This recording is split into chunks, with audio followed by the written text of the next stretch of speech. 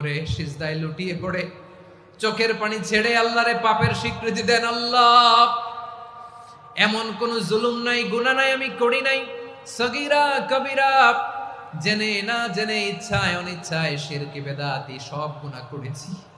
আল্লাহ, আকাশের নিচে জমিনের উপরে আমার চেয়ে বড় গুনাহগার আর কেউ নাই।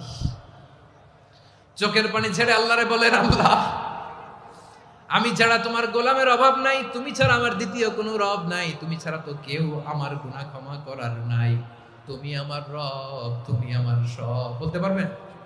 এই তাকরীর আমার পটুয়াখালীর ভাইরা, এই স্বীকৃতিটা দেখতে আল্লাহ বড্ড ভালোবাসে। কারণ আমরা সবাই গুনাহগার, আমরা সবাই কি? বিশ্বনবী বলেন, কুল্লুকুম খাত্তাউন, বানি আদম, তোমরা সবাই পাপী। সবাই কি? সবাই পাপী। আমরা সবাই পাপী, আপন পাপের বাটখারা দিয়ে অন্যের পাপ মাপি। আমরা যে পাপী এটা ভাবতে মনে চায় না কারো, খালি অন্যের পাপ দেখি আমরা, এটা ভুল। ওর এই পাপ, ও পাপী, ও জালেম, ও জাহান্নামী, এরকম একটা টেন্ডেন্সি। আমার যে কি হালাত এটার খেয়াল নাই।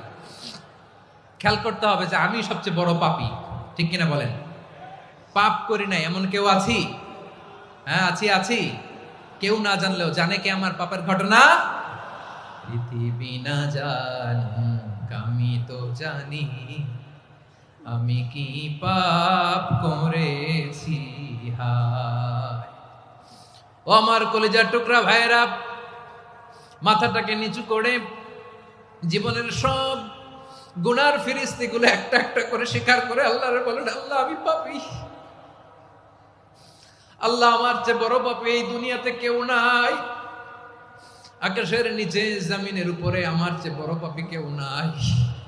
একটা একটা করে আল্লাহ স্বীকার করি আমি পাপী, সব পাপের স্বীকৃতি দিলাম। পৃথিবী না জানুক আমি তো জানি, আমি কি পাপ করেছি।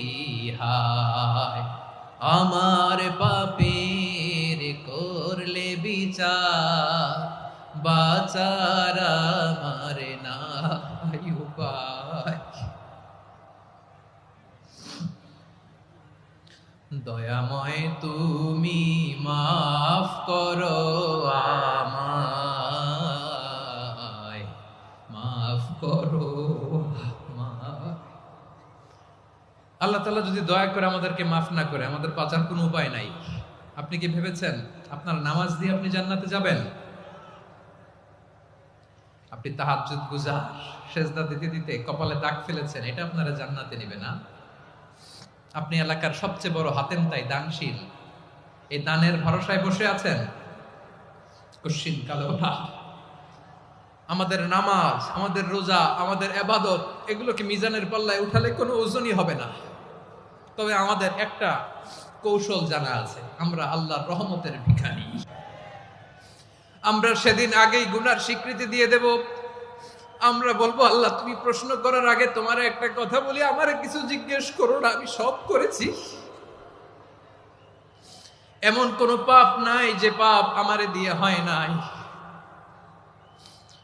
তোমার রহমত দিয়ে তুমি জান্নাতে পাঠাবা, তোমার দয়ায় জান্নাতে যেতে চাই, আমল দিয়ে না। পারবেন বলতে? কিয়ামতের দিন আমরা বলবো, আল্লাহ, আমার আমল দিয়ে জান্নাত চাই না, আমি তোমার দয়া দিয়ে জান্নাত চাই। তোমার দয়া ছাড়া আমার কোনো উপায় নাই। কারণ আল্লাহ যদি বিচার করে, বাঁচার কারো উপায় নাই। আল্লাহ যদি বলে ফেলেন, তুই এটা করলি কেন, ওখানে গেলি কেন, কোরআনে 1000 বার নিষেধ করলাম, তারপরেও এই পাপে জড়ালি কেন, এরকম প্রশ্ন ছুড়ে দিলে আমার উত্তর আছে? বাঁচার কোনো উপায় আছে?